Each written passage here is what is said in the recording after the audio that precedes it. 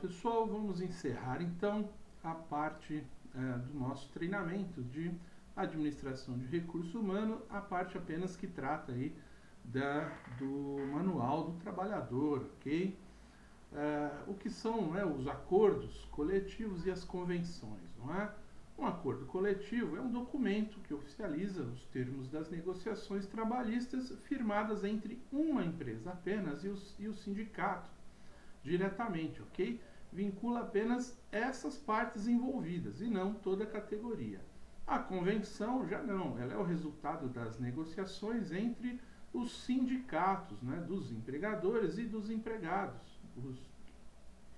Uma vez por ano, né, na data base, é convocada a Assembleia Geral para instalar o processo de negociações, se os sindicatos estiverem de acordo, as determinações da Convenção Coletiva de Trabalho atingem a todos os integrantes da categoria. Então, todos os sindicatos, né, representantes em várias cidades, né, de uma categoria, formarão, junto com os sindicatos representantes dos empregadores, aí, a convenção, não é? E aí atingirá toda a categoria, aquela decisão, ok? O dissídio coletivo, não é? Ações na Justiça do Trabalho e a emenda complementar 45 de 2004, Justiça do Trabalho decidir conflitos, ou seja, tudo quanto é tipo de dissídio coletivo podem ter aí ações, né? Todas as ações concordando ou discordando normalmente são determinadas, são dirigidas, né, pela Justiça do Trabalho. E a Justiça do Trabalho é que vai decidir qualquer tipo de conflito, ok? Entre as duas partes aí, nos acordos e nas convenções, ok? A Justiça sempre estará permeando, rodeando esses assuntos, né, fazendo parte dessas decisões.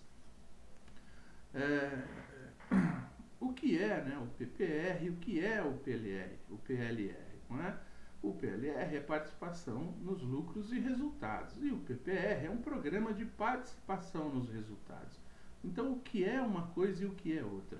A participação dos lucros, né, ela é diretamente relacionada a lucro, a resultado da empresa, não é? Pressupõe o alcance de determinado patamar de lucro e fica condicionado ao cumprimento de metas, medidas a partir de indicadores de desempenho. Então, todas as áreas terá lá uma meta, um indicador de desempenho que deve ser atingido. E mesmo que todos tenham atingido esses objetivos e não tenha lucro, não há que se falar em participação nos lucros. Ou então, a participação do lucro, o ponto principal dela é o atingimento de lucros, ok? Então precisa ter lucro para que se tenha participação nos lucros. Já um programa de participação de resultados, aí não.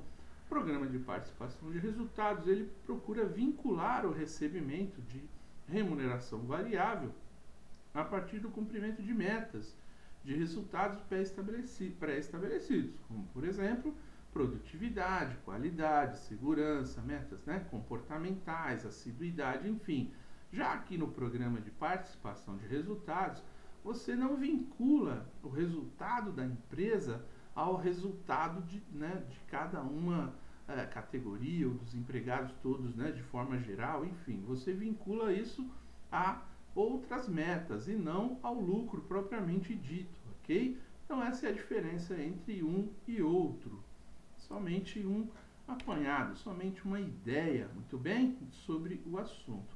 Então aqui finalizamos, né, essas ideias todas aí, sobre aquele conhecimento geral, vamos dizer assim, um conhecimento superficial aí de algumas regras, né, do Manual do Trabalhador. Para quê? Para que daqui para diante a gente possa então conversar sobre indicadores, sobre gestão de recursos humanos, ok?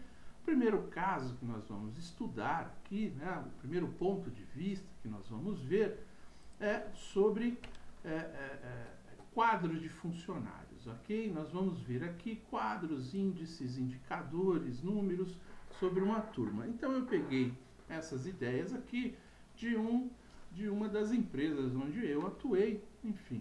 somente para ilustração, ok? Não vamos entrar nos detalhes da operação. Aqui é somente como ilustração.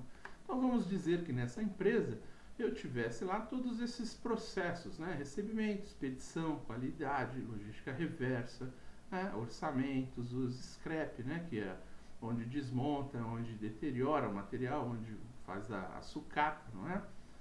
A turma que fazia o inventário, a turma que fazia a reoperação, né? Que fazia integrada com a parte do pessoal de logística reversa, o reaproveitamento de material, enfim, suponhamos lá que tivesse um total de 476 funcionários, de acordo com o contrato. Como era uma empresa de terceirização, era um contrato que eu tinha com, né, eu trabalhava no prestador de serviços e prestava serviço a uma multinacional. Então tinha lá os quadros, né, as pessoas que estavam afastadas, os quadros das pessoas que estavam em férias, quanto eu tinha que admitir e qual era o quadro atual. Para que isso? Para controlar tudo que, por exemplo, quando você põe num contrato que você define lá, olha, eu preciso de 3 pessoas aqui nesse setor durante 24 horas, ou seja, então quando eu falo isso, eu tenho que estabelecer o quê? Eu tenho que estabelecer a quantidade de turnos, se eu vou trabalhar ali com 3 pessoas, né, num ritmo de 6 horas, então serão 4 turmas, não é isso? Se eu vou trabalhar com 3 turnos, não é?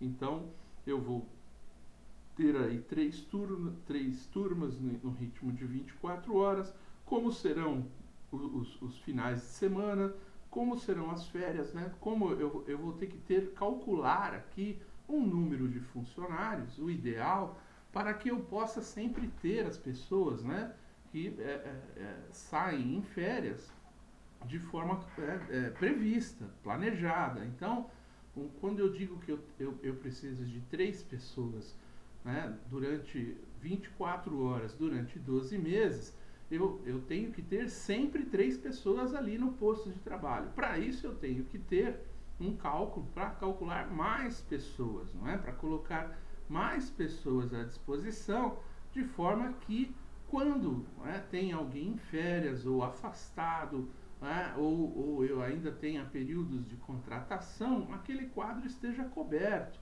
para que eu tenha flexibilidade. Então, quando eu digo 3, eu preciso de 3, isso não quer dizer que eu só vou ter que contratar 3. Talvez eu tenha que contratar 4, um a mais por turno, entendeu? Que eu possa fazer revezamento, que eu possa, ou não, né, um apenas em um turno a mais, e esses, né, de alguma forma eu vou gerenciar o número de pessoas, trazendo pessoas para outros turnos, né, previamente concordadas com essas pessoas, fazendo algum tipo de rodízio, para não penalizar apenas uma pessoa, enfim.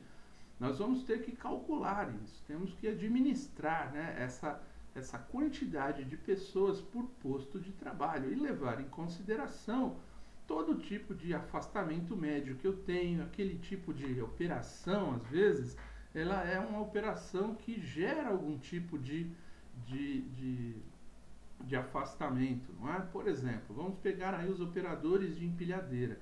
Então é comum você ter aí nos operadores de empilhadeira um desgaste, né? Por exemplo, dos joelhos, né? Porque ele trabalha o tempo inteiro mexendo ali com embreagem, acelerador, enfim. Isso pode vir a gerar algum tipo de problema na coluna, por ficar muito tempo, né, sentado naquelas máquinas, enfim. Tudo isso tem que ser levado em consideração, não é? Porque quando você precisa dos postos, né, dispostos ali de forma que nunca falte um certo número de empregados, de trabalhadores ali, principalmente quando se trata de processos intermitentes, não é? Máquinas que trabalham 24 horas por dia sem parar, né? Como vimos em aulas anteriores, falando sobre produção de aço, produção de vidro em alto-fornos, né? Em altos fornos. Isso pode gerar aí uma necessidade de você ter uma mão de obra constante, né, em determinados pontos, e não pode faltar de forma alguma. Para isso temos que calcular o excedente baseado em dados, né, dados estatísticos sobre afastamentos, sobre a quantidade calculada, né, de gente em férias, enfim, e outras coisas mais, ok? gerenciar o quadro em aberto, o que você tem de pessoas a contratar para cobrir o quadro necessário, e quando esse quadro não, né, ele não está completo, a quantidade de horas extras planejadas que você terá que fazer para cobrir aquela quantidade de gente em aberta, e controlar os custos de tudo isso, não é? Olha, se eu tivesse essas pessoas, se esses quadros em aberto tivessem todos preenchidos e eu não tivesse ninguém, não é, para contratar, eu teria condições de realizar menos horas extras, e com isso o meu custo seria tanto. Realizando horas extras, o meu custo é tanto. Enfim, como isso é muito dinâmico, gente, não é? Esse é um ambiente bastante complexo, bastante grande, que temos que ter atenção a todos os detalhes, ok? Olhar cada número, cada posto de trabalho com muito cuidado, para prever, né, todas as situações aí de necessidade futura de gente, tá ok? Muito bom. Então, como que a gente calcula o turnover, gente? Turnover é aquele, é o entre e sai de pessoas, não é? É aquela rotatividade das pessoas. Então, eu vou calcular colocando o número de demissões, dividindo pelo número de funcionários ativos. Eu vou calcular um percentual, ou seja, por exemplo, aqui no nosso exemplo, nós temos aqui um quadrimestre, não é? O quanto eu tinha de funcionários ativos mais em férias, ou seja, os funcionários em férias, eles entram para cálculo aqui também, porque eles fazem parte do quadro, ok? O número de colaboradores demitidos são todos aqueles colaboradores que nesse período saíram, não é, da empresa, eu tive que demitir. E o número de colaboradores admitidos, aqui é apenas informativo, para eu ter como base, né, olhar um quadro de forma gerencial e entender, olha, se saíram tantos e eu contratei tantos, esse mês eu fiquei com tantos em aberto, não é? Isso pode justificar horas extras, isso pode justificar justificar não, mas explicar pelo menos qualquer tipo de improdutividade. E aí você calcula a taxa de turnover, que é o número, por exemplo, aqui em janeiro, de 75 dividido por 417, que era o quadro que eu tinha ativo, o quadro, não o que eu deveria ter, mas o que eu realmente tinha, não é? Não é o quadro do contrato, é o quadro que eu estava cumprindo, a parte que eu estava cumprindo do contrato, funcionários que eu tinha ativos, ok? Isso representava lá uma taxa de turnover de 18%. Quando a gente olha um número desse, você fala, bom, e o que é aceitável e o que não é aceitável? Isso tudo tem que ser definido em contrato. Então, quando você vai trabalhar em uma determinada região, você tem que verificar qual que é o histórico da região, qual é a cultura local, qual é o comportamento das pessoas naquela cidade, naquele estado, naquele país, para você entender qual é a melhor taxa de turnover que você pode aplicar da sua operação. Não é por quê? Porque se você define lá uma operação bastante grande, vamos dizer assim, né, como essa que nós estamos dando como exemplo aqui de 400, 500 pessoas envolvidas, trabalhando 3 turnos, você tem que conhecer essa taxa de turnover para que você possa ter ações corretivas aqui, não é? Ter ações proativas para não parar a operação ou qualquer um dos processos dentro da operação. Ter flexibilidade, ter equipes multifuncionais, não é? Equipes que você pode trazer de umas operações para outras operações, enfim. Tudo isso tem que ser muito bem planejado. Então, quando vai se falar em uma operação logística e você tem a necessidade de calcular a quantidade de pessoas, você tem que obrigatoriamente levar em consideração todas essas taxas, né? Aquilo que nós vimos antes no quadro anterior, contratação, pessoas em aberto, férias, e aqui a taxa de turnover, ou seja, a quantidade média de pessoas que vai faltar na operação devido à cultura local ou devido ao histórico, né? O histórico daquela operação, como aquilo funciona. Porque, por exemplo, nesse caso, vamos dizer que eu tivesse um contrato com o meu cliente, né, que ele falasse para mim, olha, a taxa de turnover que eu aceito aqui é no máximo 5%, tá? E eu estou com 18%. De alguma maneira, eu poderia ou não ser penalizado. Não é assim, olha, você então terá um decréscimo de 1% na sua margem a cada 5% que você excede, enfim. Tudo isso tem que ser levado em consideração, porque pode haver algum tipo de negociação em relação a isso. Então, o que nós temos que fazer? Temos que ter uma gestão de pessoas voltadas a reduzir o turnover, para que esses números de demissões sejam diminuídos, não é? Para que eu tenha mais controle sobre essas questões e tenha possibilidade de entregar um trabalho mais bem feito, né? Dentro da expectativa do cliente e dentro daquilo que está em contrato, não é? E além do turnover, nós temos o absenteísmo também, não é? O que é o absenteísmo? Então aqui, ó, nós temos novamente a operação dividida por setores, não é? Eu vou multiplicar a quantidade de dias úteis, pegamos aqui no exemplo 5 dias, ok? Uma semana. Então eu tinha lá uma quantidade de pessoas no recebimento, né, na expedição, na qualidade, enfim, né, em todos os setores. Eu vou multiplicar essa quantidade de funcionários pelo número de dias que eu estou calculando o absenteísmo, dias úteis, ok? As faltas justificadas, conforme eu falei, elas não vão entrar no cálculo lá, por exemplo, lá conforme nós falamos para o cálculo de férias, né? Aquilo que será abatido das férias. Aqui apenas como informativo você pode adicionar, não vai fazer parte da conta, apenas para você conhecer os números, tá? E as faltas na semana, não é? A quantidade de faltas que eu tive não justificadas dentro dos setores. Isso aqui também é bastante polêmico, não é? Você pode, vamos dizer assim, negociar, no caso, um contrato, tratando das faltas justificadas e injustificadas, tá? Juntas, somadas ou não, enfim. As faltas justificadas, elas podem ou não fazer parte dessa conta, dependendo do tipo de contrato que você faz com cada empresa. Então tem que tomar cuidado com os índices, para que você tenha índices mais próximos à realidade da cultura local, ok? As faltas injustificadas, que era o que nós levávamos em consideração nesse contrato aqui, então elas eram somadas, não é? E com isso também você vai tirar um percentual, dividindo a quantidade de faltas na semana pelo quadro, né, versus os dias úteis. E você terá um percentual também. E esse percentual, ele também tem que ser levado em consideração com o quadro, né, com a quantidade de pessoas que você vai calcular. Então, naquele nosso exemplo lá, eu precisava de 3 pessoas para cada 3 pessoas intermitentes, 3 pessoas no posto de trabalho durante 24 horas.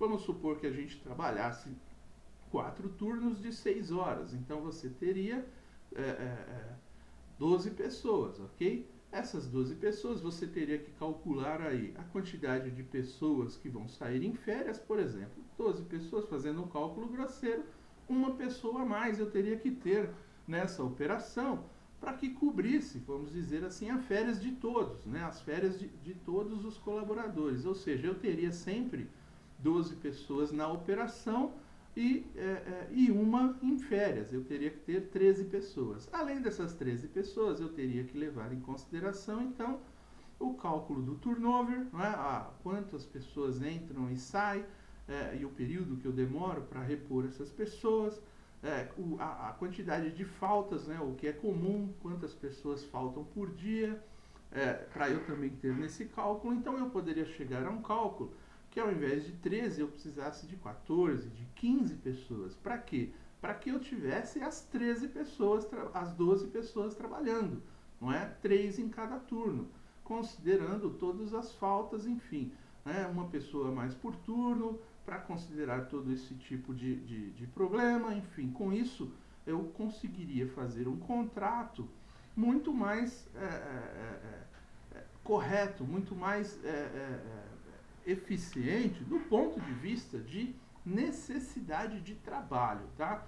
Agora, quando a gente falar de eficiência do contrato, como a gente está lidando com pessoas, não é, gente? A gente tem que tomar cuidado, porque você vai falar, olha, eu quero competência, não é? A empresa contratante, se você é um operador logístico, como era o caso aqui do nosso exemplo, ela não vai querer pagar 15, 16 pessoas se ela só precisa de 12. Ela vai querer pagar as 12. Mas para a sua empresa não ter prejuízo, você terá que impor esses números na sua negociação, né? Impor de uma forma boa, estou dizendo aqui, negociando isso de forma eficiente. Olha, de acordo com o histórico, com a sua região, a cultura local, para eu ter 12 pessoas trabalhando, eu preciso ter, né, esses números aqui. E esses números históricos que nós calculamos aqui, por exemplo, né, de 9% ou 5%, um em cada setor, você vai ter que trazer para a empresa, debater, negociar, para que você não tenha problemas depois na execução, não é? Nas tarefas, no dia a dia. Então, negociar um bom contrato, e caso não seja terceirizado, caso seja uma operação própria, a mesma coisa, não é? Se você tem uma operação própria, o seu RH interno vai lá e fala assim, como você trabalha? Eu defino aqui tantas pessoas porque eu tenho tantos números, né? Tantos postos de trabalho que eu necessito para atingir aqui a eficiência no meu setor. Você também vai ter que calcular tudo isso aqui, o absenteísmo, o turnover, enfim, para você colocar isso no seu cálculo e falar, não, eu não preciso somente da equipe cheia, não é? Eu preciso das pessoas que vão cobrir férias, eu preciso conforme o turnover, eu preciso de mais gente conforme o absenteísmo, enfim, para que você tem que conhecer esses números para negociar muito bem o seu quadro de funcionários, seja terceirizado ou seja um quadro próprio, não é? Não muda nada, a diferença é só com quem você estará negociando e o tipo de contrato, né? Pode ser um contrato interno como um contrato externo. Outra coisa muito importante, não é? O controle dos EPIs, não é? Geralmente tem, a área de segurança tem, né? Uma área que pertence normalmente até à própria área de RH, a área de SESMIT, né? Segurança e saúde, enfim, que fazem esse controle, mas às vezes você tem funcionários trabalhando em filiais e você tem que controlar também esse tipo de coisa, não é? Por aqui, de exemplos simples, né? Somente de uniformes, os diretos, não é? O quanto você tem de funcionário novo, o quanto você tem de reposição. Por que esse quadro aqui é importante? Por exemplo, no caso de terceirizados, você vai ter que levar em consideração no turnover o custo dos uniformes, porque quando você negocia o contrato, todo aquele pessoal que entra e sai, eles consomem, não é? Os uniformes, eles têm gastos. Isso você tem que multiplicar dentro do custo anual, né? Você tem que somar esse custo dentro daquele custo anual de uniformes. Por exemplo, se você falar, mas eu tenho lá 12 postos de trabalho que trocam 2 vezes de uniforme por ano, então eu vou precisar de 24 uniformes completos para todos. Não é verdade. Aí você tem mais o uniforme do cara de férias, né? Do pessoal que vai cobrir férias. Você tem mais o uniforme do pessoal de turnover, do pessoal que entra e sai, porque eles vão consumir uniformes. Então, talvez para cada posto de trabalho não são 2 trocas, são 3 trocas ou até 4 trocas se o turnover for muito alto. São custos que devem ser levados em consideração dentro da sua operação, seja ela terceirizada ou não, ok? Porque quando você for fazer o budget do seu setor, por exemplo, e você tiver que determinar lá, não é, qual que é o custo do seu setor com o uniforme, você tem que levar em consideração isso, tá? Porque senão você vai colocar um custo lá e durante o ano você não cumprirá aquele custo. Por quê? Porque você tem o turnover, não é? Você tem problemas com uniformes, né, que se deterioram com outras situações também, como por exemplo, o fato de você algumas vezes ter algum tipo de operação que pode ocasionar ali muita sujeira, não é? né, um vazamento, alguma coisa que pode acontecer, que determina ali uma necessidade de trocar o uniforme das pessoas envolvidas naquela situação de emergência, ok? Isso também tem que ser levado em consideração. Muita atenção a esse item, que parece um item de custo baixo, mas na soma, quando você soma todo o custo para o ano inteiro, você verá que não é um custo tão baixo assim, ok? Muito bem. Então a gente vai ver lá um pequeno estudo também aqui sobre o período, né? Quando você controla o seu turnover, você sabe o percentual, você controla o seu absenteísmo, você sabe o percentual, você tem uma média histórica. Você também calcula aqui, ó, até para cálculo de uniformes, como a gente falou antes aí, qual é o período, né, de troca desses funcionários, não é? Então, assim, ó, nós vemos que em até 90 dias, a grande maioria do turnover acontece em 90 dias, ou seja, as pessoas entram para trabalhar e em 90 dias, no máximo, elas já saem, não é? E aqui nós estamos vendo somente os números, depois nós vamos ter que investigar o porquê, o que acontece na nossa operação. Por que, né, as pessoas em até 90 dias já se desligaram, depois em até 6 meses, em até um ano, acima de um ano, ou seja, você também vai ter como fazer o seu turnover depois por período, né, aquela maneira de como você vai calcular, como você vai fazer a gestão das pessoas, como você vai calcular o número de uniformes que você precisa, como a quantidade de pessoas que você precisa ter de vagas em aberto ali, porque você vai planejar a reposição, né, daquelas pessoas de forma até para o seu dimensionamento de equipe de contratação, por exemplo, não é? Você tem um turnover muito alto e esse turnover ele é muito recorrente, ele acontece aqui, por exemplo, a maioria das pessoas em todos os meses aqui, com exceção de fevereiro, a maioria do turnover, né, ela aconteceu em 90 dias, ou seja, nos meses aí de janeiro, março e abril, houve uma concentração de saída de pessoas que entraram na empresa e em menos de 3 meses saíram da empresa. Então, você com isso, você aumenta muito a rotatividade de pessoas e faz com que você tenha uma equipe maior de contratação, não é? De análise de currículos, de entrevistas. Então você dimensiona também um quadro de pessoas visualizando essa realidade, né? Um quadro de pessoas de administração de RH, de administração de números voltados às pessoas, a reposição dessas pessoas, ok? Como por exemplo aqui, ó, nós temos um resumo, né? Olha, do que um pessoal de contratação de pessoas tem que realizar, as tarefas que tem que realizar, para nós termos o conhecimento de como é difícil você contratar uma pessoa. Então, antes de demissões, né, de simplesmente, eu gosto desse, eu não gosto daquele, é bom que conheçamos todos esses números para saber que recuperar pessoas é a melhor forma de você administrar os seus recursos humanos, não é? Porque se você marca, por exemplo, aqui, ó, 250 agendamentos, né? 250 entrevistas, você liga, você entra em contato, você manda e-mail, não é? Você faz uma série de atividades aí para abordar essas pessoas, para trazer essas pessoas para dentro dessa operação. Metade apenas dessas pessoas vão comparecer, vão realmente ir à entrevista. A outra metade não vai, vão faltar, não é? E desses que compareceram, quem justificou e quem não justificou? A maioria não dá nenhuma justificativa, tá? Porque eu fui, ou seja, menos da metade desses que faltaram vão te falar o porquê que eles não foram, se deram uma justificativa, se virão ou não ainda para entrevistas futuras, enfim.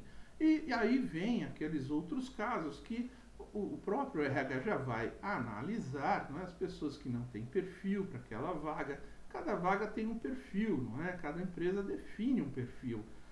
para cada vaga, inclusive. Então, muitas dessas pessoas que comparecem, às vezes não têm os requisitos lá para, mesmo você tendo feito uma triagem, agendado as entrevistas, não é?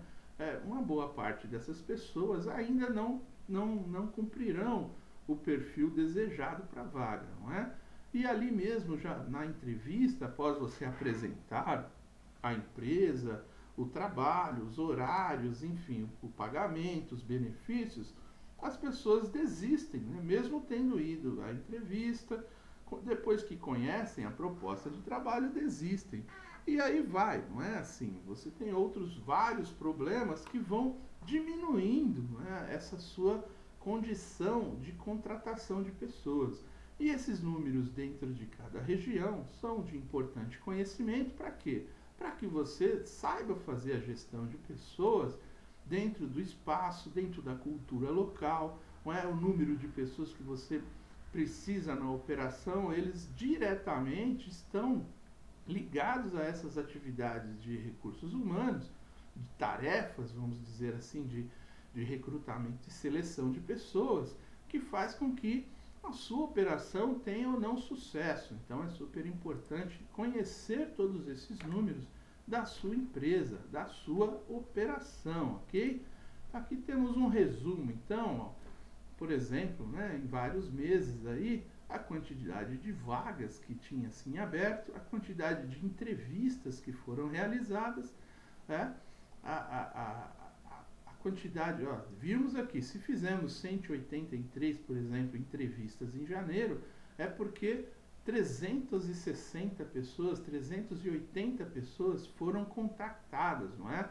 Então aqui nós estamos levando em consideração somente as entrevistas que realmente foram realizadas. E dessas entrevistas, nós vemos aqui, ó, que 50% ou menos são contratados, né? O restante fica pelo caminho. E a quantidade de demissões para a gente medir lá, olha, além das demissões que também geram um trabalho muito grande, não é?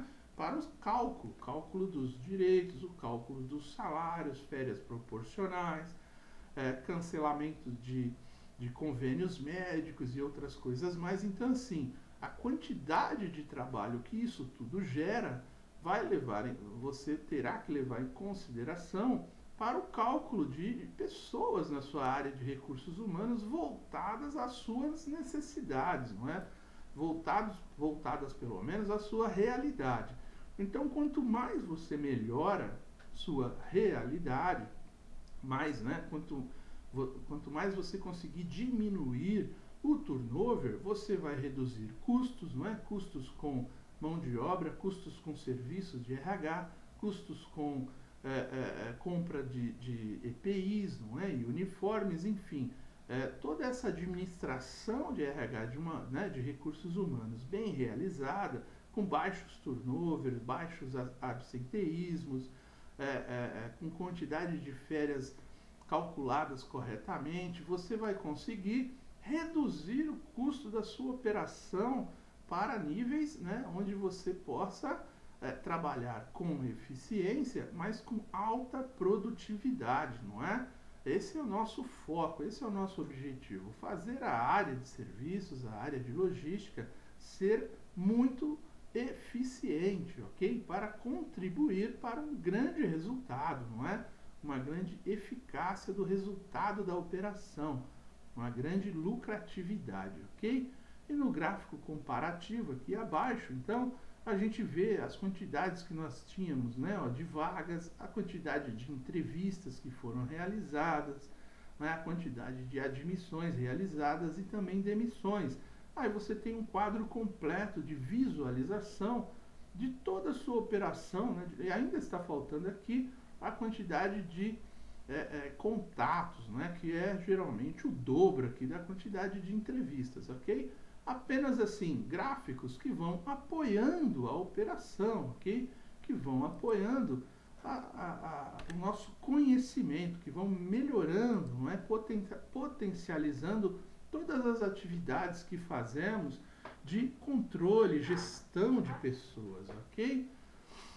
E aí assim, apenas para identificar aqui um dos meses, né, estratificando uma informação, né, para ampliar aquela informação. Olha, quais são os motivos de demissão, né, dentro lá daqueles 90 dias, onde estão acentuados, por exemplo, o meu problema com turnover, né? Vamos pegar um desses meses e ver lá, olha, por que as pessoas estão indo embora dentro de 90 dias?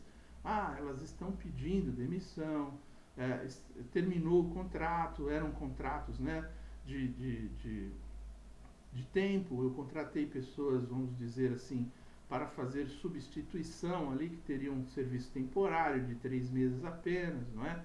Cancelamento de contrato, né, demissões, enfim, por vários motivos, abandonos de emprego, aviso indenizado, aquilo que eu demiti, não é? Eu tenho que controlar, então, quem pediu demissão e quais os motivos. Tentar identificar nessas entrevistas de desligamento os motivos, por que as pessoas estão deixando, porque o trabalho é muito ruim, porque o ambiente é ruim, porque as condições do ambiente, do trabalho são ruins, porque o salário está abaixo do mercado, enfim, tem que descobrir o motivo disso. E também aqueles que são os avisos indenizados, aqueles que nossos líderes, supervisores, gerentes estão demitindo. Por que eles estão demitindo? Não é? Existem motivos assim, para que o turnover seja tão alto. Essas pessoas elas estão sendo muito exigentes, elas estão fora da realidade. O que essas pessoas estão fazendo para recuperar as pessoas ao invés de simplesmente demiti-las, não é? Se estão treinando, se estão colocando em outras funções. Antes da demissão, uma série de atitudes devem ser tomadas para reduzir o turnover, não é, gente? Reduzir os custos que nós temos de reposição de pessoas e reposição, né, de recursos humanos, ok? E todos os custos envolvidos aí, com contratação, com uniformes, com demissão, com pessoal de RH, enfim, tudo que está envolvido, ok? Muito bom. Então, nessa aula paramos por aqui. Voltamos na próxima aula para aprofundarmos bastante a questão de custos, não só de salários, como de benefícios e outras coisas mais, ok? Muito obrigado, até aqui eu agradeço e até mais.